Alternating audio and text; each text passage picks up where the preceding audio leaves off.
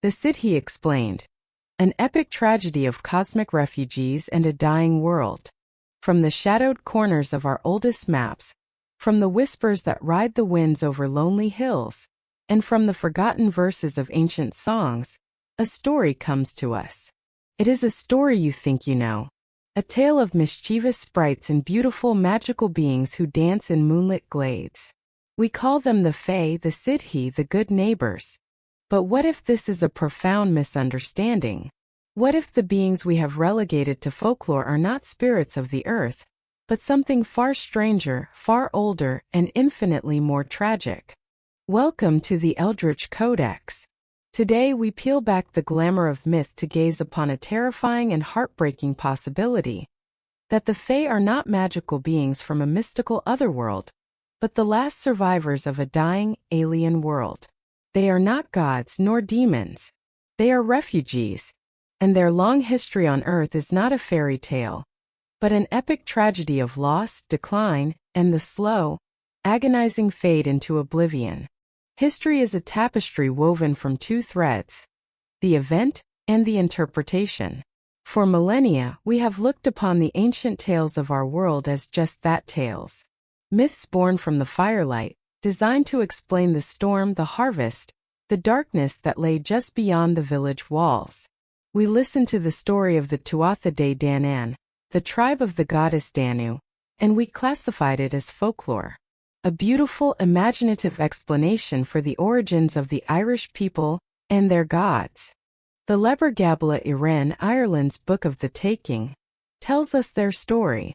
It tells us they came from 4 mythical cities in the north: Phaelius, Gorias, Murias, and Phineas. It tells us they were masters of art and magic, poetry and knowledge. And it tells us they arrived in Ireland not by ship or by foot, but in dark clouds, descending upon the Slieban Iarain, the Iron Mountains, bringing with them a great mist that concealed the sun for 3 days and 3 nights. But what if the monks and scribes who recorded this history were not poets inventing a fantasy?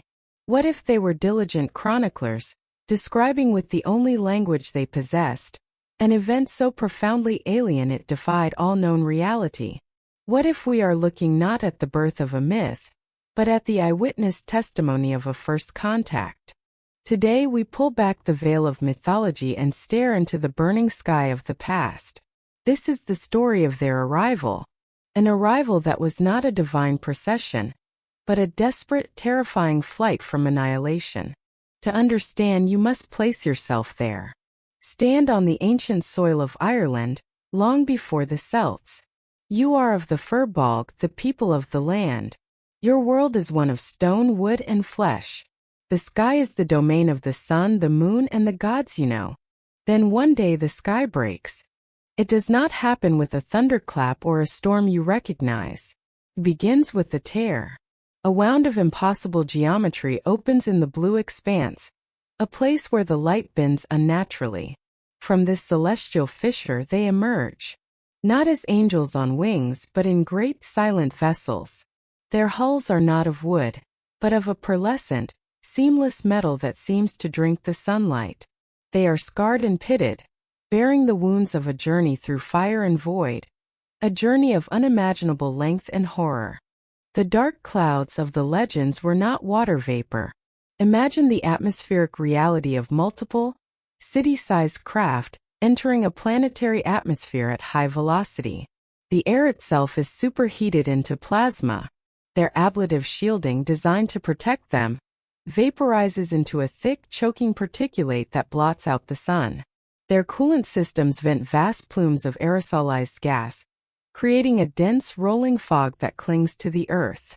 For 3 days and 3 nights the sun vanishes, not in a simple eclipse, but behind a shroud of alien matter. To the terrified people below, it is a supernatural darkness, a sign of the world's end. It is magic. To the beings in the ships, it is the simple, terrifying physics of a crash landing. They are not arriving in glory. They are falling from grace. Their descent is not a gentle settling. The legends say they landed on the mountains, and so they did. But it was a series of controlled crashes, the final shuddering groans of star drives failing, of inertial dampeners giving out. The ground trembles as kilometers of alien metal settle into the rock and soil of this new world, this final unplanned sanctuary. And then the most telling act of all. The Liber Gabbalus states that once they had landed, the Tuatha Danann burned their ships. For centuries, this was seen as a profound statement of intent, a conqueror's vow that there would be no retreat.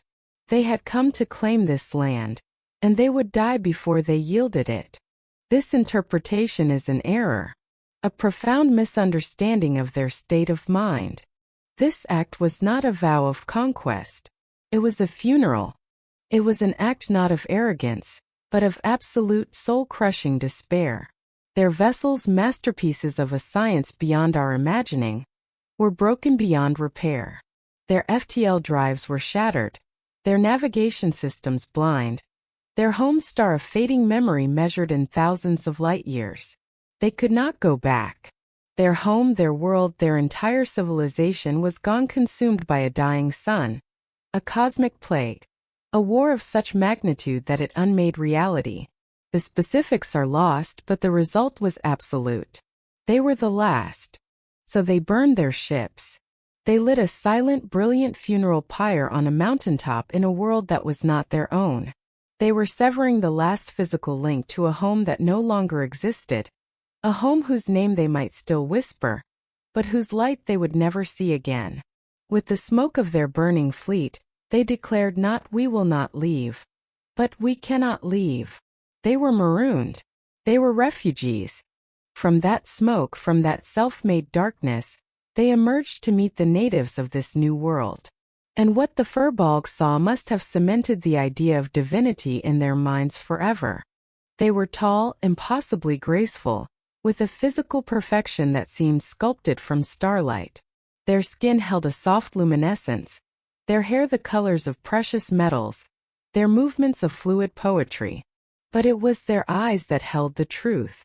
Their eyes, said to hold all the light and wisdom of the stars, also held an ocean of sorrow, a profound racial grief etched into every perfect feature.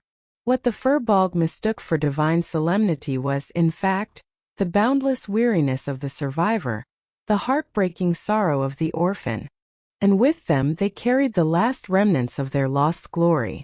Not wands or grimoires, but the tools of their science, so advanced they were indistinguishable from the most potent magic.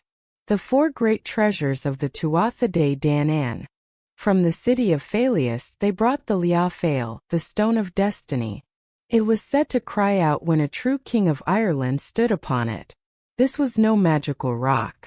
This was a sophisticated political and biological diagnostic tool, a device capable of reading a being's biosignature, its genetic compatibility, its psionic resonance, ensuring that the leader chosen to guide their shattered people possessed the right qualities for survival. It was a machine for preserving their society. From Gorias they brought the Spear of Luff, a weapon that could never miss its mark and was unstoppable in battle. Not a simple pointed stick, but a guided kinetic weapon, perhaps utilizing a sliver of sentient AI to lock onto targets, to fly with unerring accuracy. It was a weapon of terrifying precision, a memory of the wars they had perhaps fought and lost. From Phineas they brought the Sword of Nuada, also known as Clayam Soles, the Sword of Light. No one, the legends say, could escape from it once it was drawn. This was no blade of forged steel. It was a weapon of pure energy, a contained plasma arc or a coherent beam of light honed to a monomolecular edge, capable of cutting through any material in this primitive new world. And finally, from the city of Murius, they brought the most vital treasure of all, the cauldron of the Dagda, the Undri cauldron, from which no company ever went away hungry. This was not a magical cooking pot. This was the pinnacle of their life-sustaining science, a molecular forge, a nanotechnological protein resequencer, a matter synthesizer capable of breaking down non-essential materials and restructuring them into viable, nutritious food. This was the tool that would keep their dwindling population from starving to death on a world whose biology was alien to them. So do not see them as gods descending from a mythical heaven. See them as they were. Cosmic castaways, the last children of a dead star, clutching the broken heirlooms of a galactic empire. Their arrival was not the beginning of a magical age for Ireland. It was the first chapter in the longest, slowest tragedy our world has ever known, the tragedy of the fading. The glorious, sorrowful first breath of a people who had arrived in a paradise that would, in time, become their tomb. An arrival is an event. A settlement is a process. Having landed upon this strange, vibrant world, the survivors of the burning sky, the beings who would be known as the Tuatha De Danann, faced a fundamental choice: to wither and fade or to build. With the memory of their annihilated home as a constant, silent scream in their minds, they chose to build. They chose to erect a new civilization upon the ashes of their old one. This was the beginning of their fleeting golden age. A period of such brilliance, such impossible beauty and profound knowledge, that it would forever scar the memory of this land, leaving an imprint that even the coming millennia of human history could not erase. But this paradise was built on a foundation of sorrow. Every perfect note of their music was an echo of a silent cosmos. Every gleaming tower was a tombstone for a world now lost to the darkness between the stars. Their first task was to secure their new home. The native inhabitants, the Firbolg, saw these luminous newcomers not as refugees, but as invaders. They met on the plains of Mag Twyrd. To the chroniclers it was a battle of heroes and magic. But the reality was far more one-sided, and far more tragic. It was a confrontation between a Stone Age culture and a civilization that had mastered the atom and walked between worlds. The Firbolg fought with the courage of men defending their homes, with spears of wood and shields of hide. The Tuatha De Danann fought with the cold, weary efficiency of a people for whom conflict was a sad, solved equation. The spear of Luff was not thrown. It was launched, moving with impossible speed and changing course mid-air to strike with unerring precision. The sword of Nuada was not swung. It was activated, its blade of pure light shearing through primitive armor and weaponry as if they were mist. They did not fight with rage, but with a detached, sorrowful necessity. It was not a war, it was a culling. They won as it was axiomatic they would. And in their victory, they showed a mercy born not of kindness, but of weariness. With the land secured, they began to recreate what they had lost. Their great broken vessels, too damaged to ever fly again, became the framework for their palaces and halls. At Tara, at Usnech, at Emain Machu they established their seats of power. To human eyes, these were magical fortresses that rose overnight. In truth, they were masterpieces of salvaged engineering. Halls of seamless, pearlescent metal were softened with living wood and flowering moss, a conscious effort to integrate their sterile science with the wild, intoxicating life of this new world. Here they reigned. They were masters of arts and sciences that the world would not rediscover for thousands of years. Their music, played on instruments of strange design, followed mathematical progressions that could evoke profound joy or crippling sorrow, manipulating emotion with the precision of a science. Their poetry was not merely rhyme and meter. It was a form of data storage, encoding their vast, tragic history in epic verses. They taught the arts of architecture, of strategic agriculture, of healing. They were not gods, but they were the most benevolent and effective teachers this world had ever known. The most potent symbol of this era was their king Nuada. In that first battle against the Firbolg, he had lost his arm. For a time he was deemed unfit to rule, a sign of their own rigid societal structures, a holdover from their lost world. But this imperfection gave rise to one of their greatest legends, the creation of his silver hand. The myth tells us the healer Dien sect and the craftsman Crade made him a new arm of shining silver that could move and function as if it were flesh. This was not the enchantment of a sorcerer. This was a marvel of advanced medical science and cybernetic engineering. Imagine the scene. their greatest biotechnician, the insect, mapping the severed nerve endings. Their master metallurgist and roboticist forging a prosthetic from programmable liquid-like alloys, weaving myomer fiber bundles that would respond to the king's own neural impulses. What the legends record as a magical silver hand was, in fact, a flawless neuro-integrated prosthetic, a piece of technology so far beyond the comprehension of the time that it could only be described as a divine miracle. Nuada's silver arm was a testament to their ability to mend what was broken, a symbol of their defiance against loss. Yet, defiance can only hold back the tide of grief for so long. This golden age was a performance. They were kings and queens, artists and scientists, going through the motions of life, all while carrying the psychological weight of 1 billion souls. Their long lives, perhaps bordering on a biological immortality, had become a curse. It granted them an eternity to remember, an eternity to mourn, to live forever, knowing that the sky you stand under is not your own, that the stars you see at night are a cold, alien map that cannot guide you home. They tried to forge a connection. In a profound act of psychological grafting, they named the very land itself after one of their own, Eriu. And so the land became Ireland. This was not the act of an arrogant conqueror branding his territory. It was the desperate act of an orphan trying to make a strange new house into a home, to see a familiar face in an unfamiliar place. They poured their love and their sorrow into the soil, hoping it might one day love them back. They were a people of profound dichotomy. To the scattered human tribes who saw them from afar, they were the embodiment of perfection, radiant beings who did not age, who commanded the elements, and who lived in impossible splendor. They were gods. But in the quiet moments inside their gleaming halls, when the music faded and the work was done, they were simply the last survivors forever haunted by the ghosts of a silent, distant planet. Their paradise was a beautiful illusion, a gilded cage built from memory and loss, a fleeting, shining moment of impossible grace, before the inevitable twilight would begin to fall. Every golden age has its sunset. Every paradise harbors a serpent. For the Tuatha De Danann, the survivors of a broken cosmos, their fragile peace on earth was destined to be just that, fleeting. Their sorrowful Camelot could not last, for the world they had adopted was not static. It was young, fertile, and it was about to give birth to its next dominant power. A power that would arrive not from the stars but from across the sea. A power that would be their doom.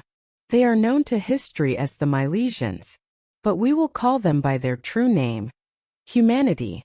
The chronicles tell us they were the sons of Milla, Spain, who came from the lands of Iberia, seeking a prophesied homeland.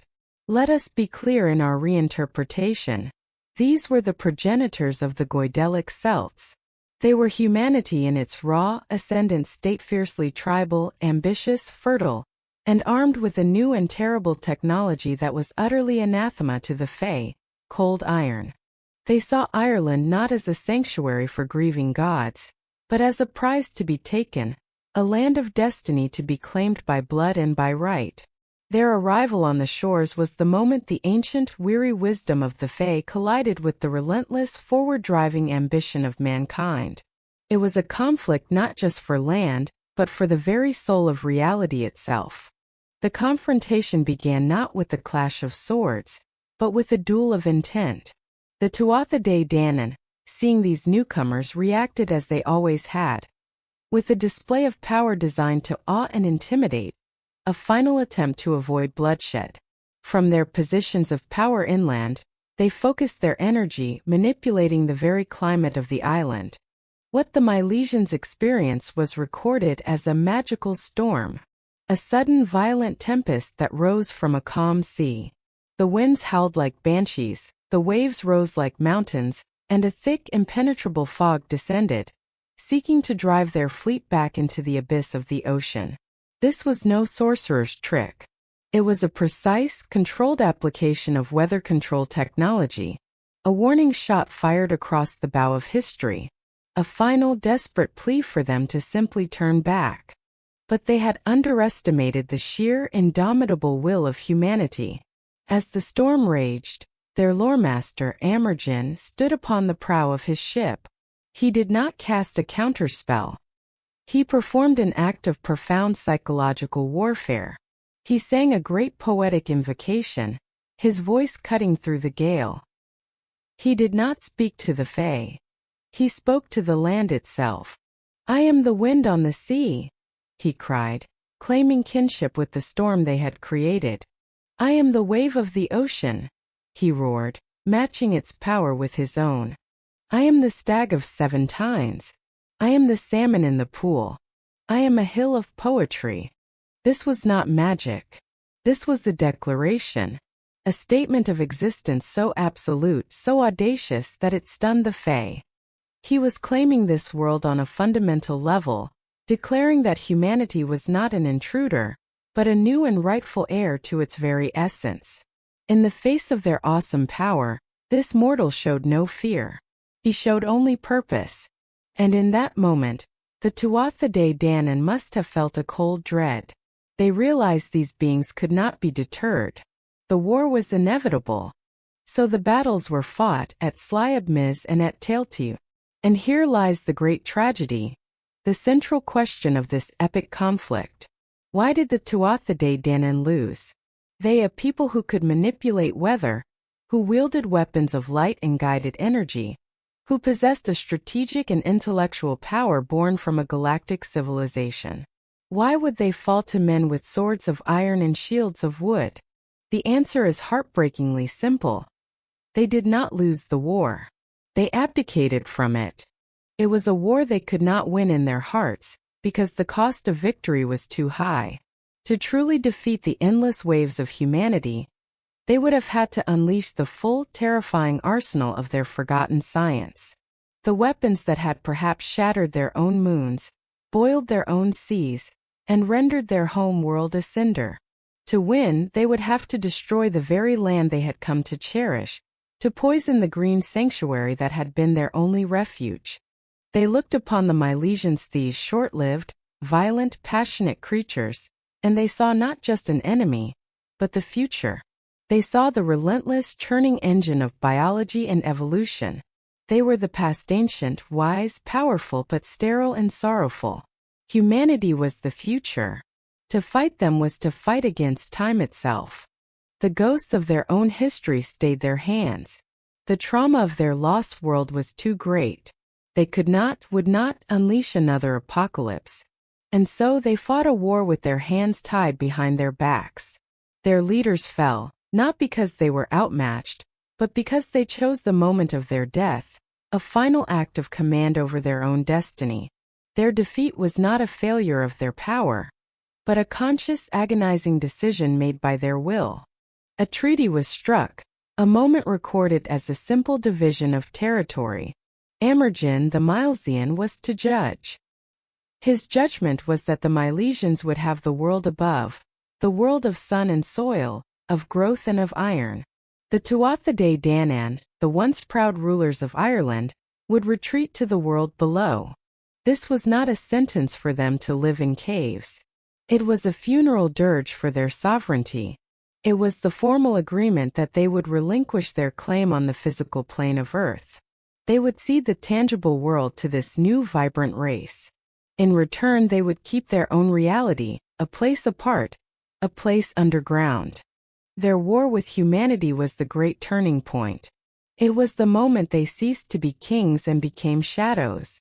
It was a tragedy not of military defeat, but of psychological surrender. They laid down their crowns, not because their heads were bloodied, but because they were heavy with the unbearable weight of memory, wisdom, and loss. They chose to fade, rather than to burn the world down with them. The war was over, but the tragedy was just beginning. The judgment of Amergin had been passed, and the treaty was sealed. The world of the sun, the soil, and the relentless march of time now belonged to humanity. For the Tuatha De Danann, the survivors from the stars, only one option remained: retreat. The chronicles state they went to the world underground. This phrase has conjured images of them dwelling in subterranean caves or magnificent halls carved beneath the earth. This is a profound literal-minded misinterpretation of an event far more complex, far more desperate, and far more brilliant. They did not go down. They went sideways. They were about to perform their final greatest act of cosmic engineering, an act of science so profound it would forever be enshrined as the ultimate act of fey magic. They were going to create their own heaven, which would in turn become their most inescapable hell. The anchor points for this great undertaking were the places of power already existing in the land, ancient sites where the planet's own electromagnetic and gravitational fields were unusually potent. We know them today as the Sidhe, the fairy mounds, the great Neolithic passage tombs that predated even their arrival. They saw these sites not as tombs but as natural capacitors, as dimensional weak points perfect for their purpose, gathering the last vestiges of the power that once propelled them across galaxies. Drawing on the energy from their salvaged and repurposed ship cores, they initiated their final work. This was not a spell chanted into the wind. It was a feat of theoretical physics made manifest. They took the very fabric of space-time and they began to fold it. They created a localized, self-contained plural membrane of reality, a pocket dimension nested within our own, yet separate from it. A scar on the face of physics, hidden behind a veil of perception. They did not build a new world. They wove one from memory, energy, and longing. This was the other world. It had many names, each one a sigh of beauty and sorrow. Tir Na Nog, the land of eternal youth. Magmel, the plain of delight. A paradise where age did not exist, where sickness could not enter, where wounds healed in an instant, and where there was endless feasting, music, and joy. But this paradise was a lie. A beautiful, perfect, and utterly sterile lie. It was a simulation running on a dying power source. A sophisticated projection of their collective memory of home, fused with an idealized vision of their new world. Here nothing ever changed. The leaves never fell from the trees. The sun never truly set. The beauty was absolute, but it was the static beauty of a painting, not the chaotic, vibrant beauty of life. They had successfully walled themselves off from humanity, from the touch of iron, and from the pain of their defeat. But in doing so, they had walled themselves off from life itself. They had built a gilded cage of their own magnificent design. And this cage had its own immutable laws, its own strange physics. The most famous and most tragic of these was the distortion of time. The energy required to sustain this pocket reality caused a severe temporal differential. The river of time in their realm flowed at a different pace. A sluggish, dreaming current compared to the rushing torrent of our world. This physical law is the heartbreaking truth behind the story of Oisin, the great warrior poet of the Fianna. Lured away by the beautiful fey princess, Niamh of the golden hair, he journeyed with her to Tir Na Nog. There he lived in what he perceived as 3 years of perfect bliss. He hunted, he feasted, he loved. But the call of his own world, the memory of his comrades, gnawed at him. He grew homesick. Niamh, knowing the terrible truth, allowed him to return. But she gave him a solemn warning. He was to ride her magical steed, which would carry the protection of the otherworld with him. But he must not, under any circumstances, allow his feet to touch the soil of Ireland. This was not a mystical curse. It was a scientific warning of the gravest kind. The horse was not magical. Its very being was imbued with the temporal field of the otherworld, shielding Oisin from the reality of the world he was about to enter. He returned to an Ireland he no longer recognized. 300 years had passed. The Fianna were figures of legend, his friends long turned to dust. In his grief and confusion, as he tried to help some men lift a heavy stone, the girth of his saddle snapped. He fell. His foot touched the earth. The protection of the otherworld was gone. In that single terrible instant the temporal debt came due. He was catastrophically resynced with the prime timeline. 3 centuries of aging, held in abeyance, slammed into his body at once, annihilating him. This is the ultimate nature of their prison. They had achieved immortality, but at the cost of relevance. They had created a paradise, but it was one from which they could never truly return. They were no longer participants in the story of the world. They were its eternal, isolated audience. They were the guardians of a perfect, unchanging memory. While the real world, chaotic, painful, and alive, moved on without them, leaving them to fade into the myth of the beautiful, tragic beings who live forever in the land of eternal youth. Retreat is not safety. It is a delay. A prison, no matter how beautifully constructed, is still a cage. The Tuatha De Danann, in their pocket dimension of Tir Na Nog, had achieved a state of perfect, timeless isolation. But isolation is a form of slow death. They had escaped the sword of humanity, but they had entered a new war.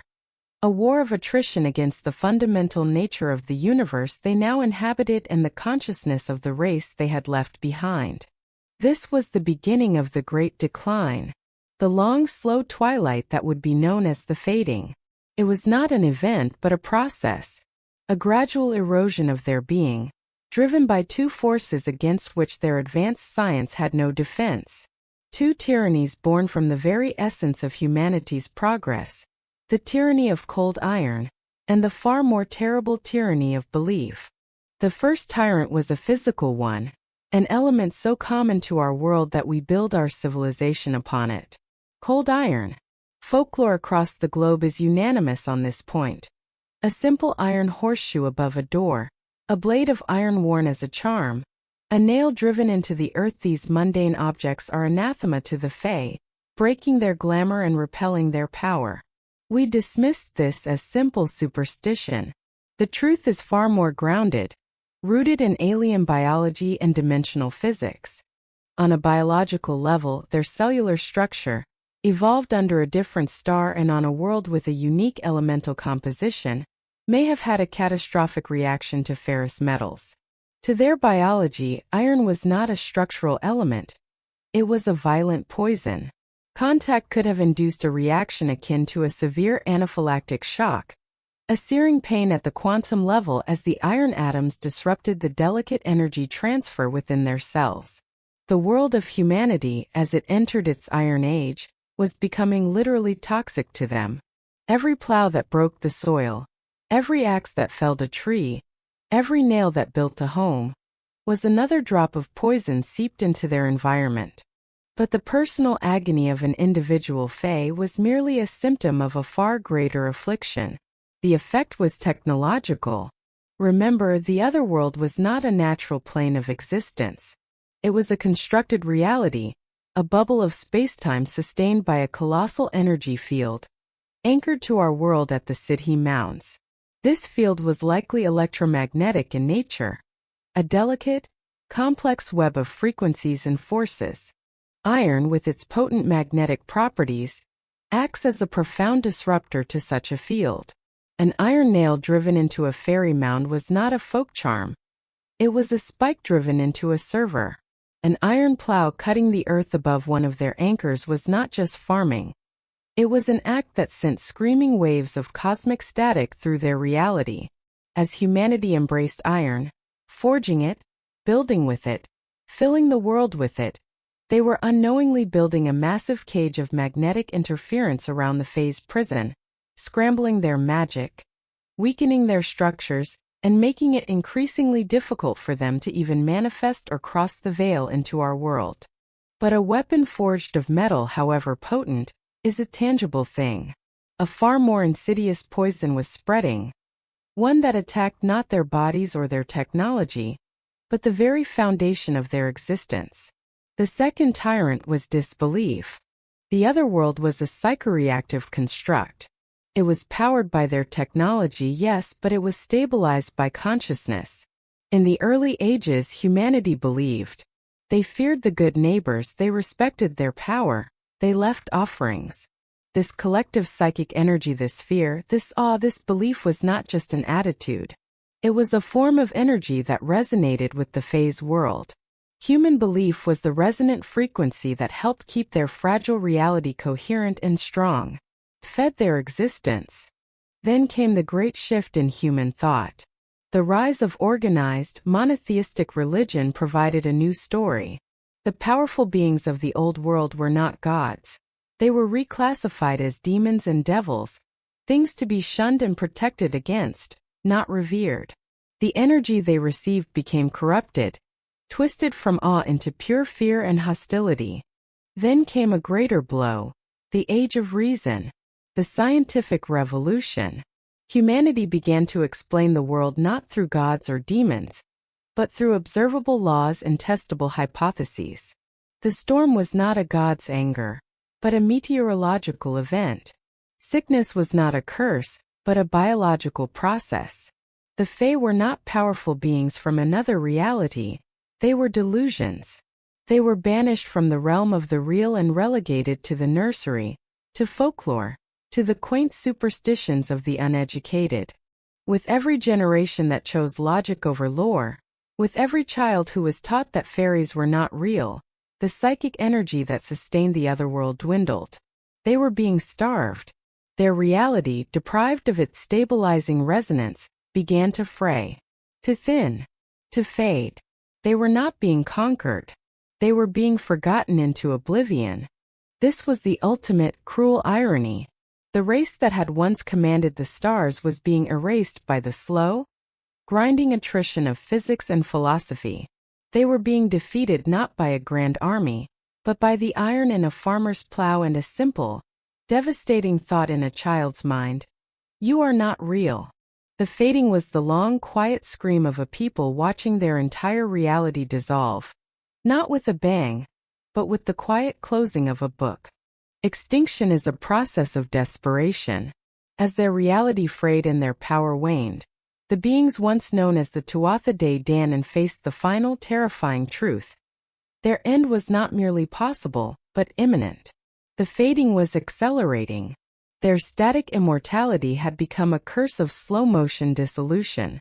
Trapped in their crumbling paradise, they turned to their last resort, desperate, horrifying interactions with the human world they had long ago abandoned.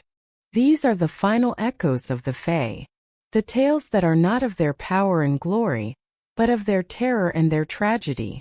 These are not the actions of whimsical, mischievous spirits.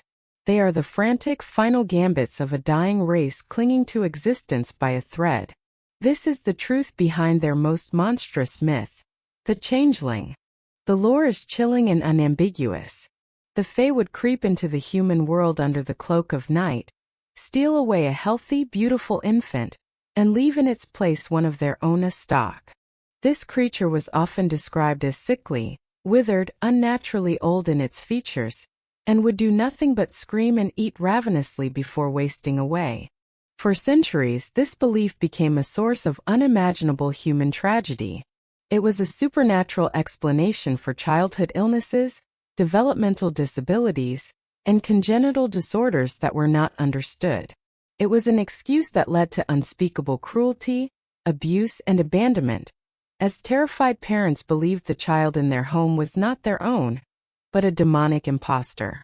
But let us peel back the layer of human fear and look at the motivation of the Fae. The theft of a human child was not an act of random malice. It was a calculated, biological imperative, an act of genetic piracy born of sheer terror. After millennia of isolation in their pocket dimension, their gene pool had become catastrophically thin. They were sterile, their DNA caught in a recursive loop of decay. They needed new blood. They needed an infusion of vibrant, healthy genetic material from a species that was still thriving, evolving, and firmly anchored to the prime reality of Earth. They needed our children. The act of taking a human infant was a desperate attempt to graft a new branch onto their dying family tree.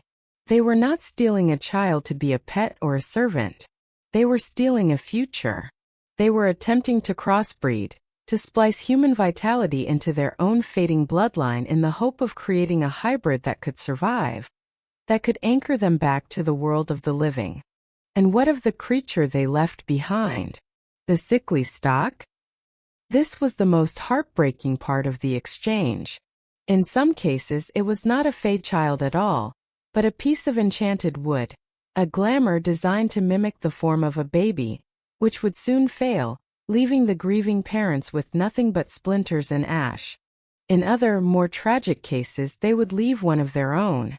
An ancient, dying Fae, their mind perhaps already fading, wrapped in an illusion to appear as a human infant. The incessant, piercing cry was not of a spoiled demon, but the scream of a being in agonizing pain, its alien biology unable to process human food, its senses overwhelmed by a world that was now poison to it. The parents, in their terror, were attempting to care for a dying alien who was light years from home. It was a monstrous act, a violation of the most sacred human trust. But it was the act of a people staring into the abyss of their own extinction. This desperation extended beyond the need for genetic material. They began to hunger for something else they had lost. Passion, creativity, the vibrant spark of a mortal soul. Their own world was one of eternal, unchanging beauty. It was perfect and therefore stagnant. There was no inspiration in perfection, no art born from suffering or joy, because those emotions had faded into a single uniform note of melancholic existence. This is the reality behind their abduction of adult mortals. They would lure away the most talented poets, the most skilled musicians, the finest artists. They were not stealing entertainers to amuse their courts. They were capturing sources of psychic energy. They were like starving people trying to warm themselves by a fire, drawn to the raw, chaotic, brilliant energy of human creativity. They hoped that by bringing these minds into their world, they could somehow reignite their own fading sparks, that some of our vitality would rub off on them. But it was a fool's errand. You cannot borrow a soul. The stories of love between Fae and mortals, so often ending in heartbreak and loss, are the final testament to this desperate divide. They could see our beauty, envy our passion, and desire our vitality, but they could never truly possess it. They were separated by a chasm of biology, of time, and of reality itself. Every interaction, every stolen child, every abducted poet, was a final fleeting echo of a dying race, a beautiful, tragic, and terrifying reminder of what they once were, and what they could never be again. And so, we arrive at the end of the tale. We have journeyed from a burning sky to a fading world, through a history written not in ink, but in sorrow and starlight. We have peeled back the glamour of folklore, the comforting veil of myth, and stared into the abyss of what might be a terrible cosmic truth. Where does this leave us? We are left with a story far grander and more tragic than any fireside tale of mischievous sprites. The beings we call the Fae, the Sidhe, the good neighbors, emerge not as spirits of the earth, but as the shattered reflection of a lost galactic civilization. Let us retrace the path of this epic tragedy, this cascade of loss.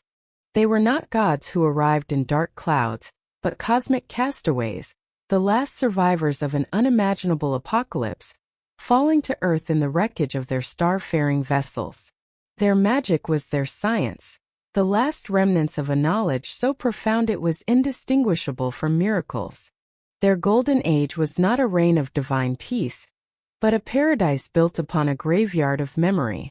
It was a brief, defiant breath against the suffocating grief of a billion lost souls, an attempt to build a home on a world that could never replace the one they had lost.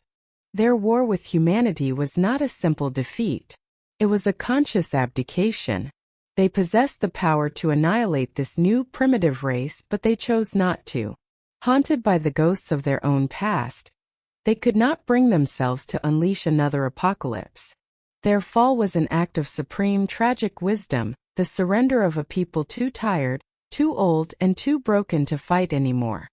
Their retreat into the otherworld was their final masterpiece of science, and their most terrible mistake. They created a prison of perfection, a pocket dimension of eternal, unchanging beauty where they would be safe from the tyranny of iron. But in escaping time, they disconnected from life itself, becoming eternal observers of a world that moved on without them. And finally, their fading. They were not banished by holy rites or powerful spells. They were eroded by the mundane. They were poisoned by the very element upon which human civilization was built, and they were starved by the psychic attrition of our disbelief. Their final horrifying acts, the theft of children, the abduction of poets, were not the games of cruel gods, but the agonizing, desperate gasps of a dying species, trying to siphon the very essence of life from a world that had forgotten them. This is the ultimate tragedy of the Fae. Their story is one of loss on every conceivable scale.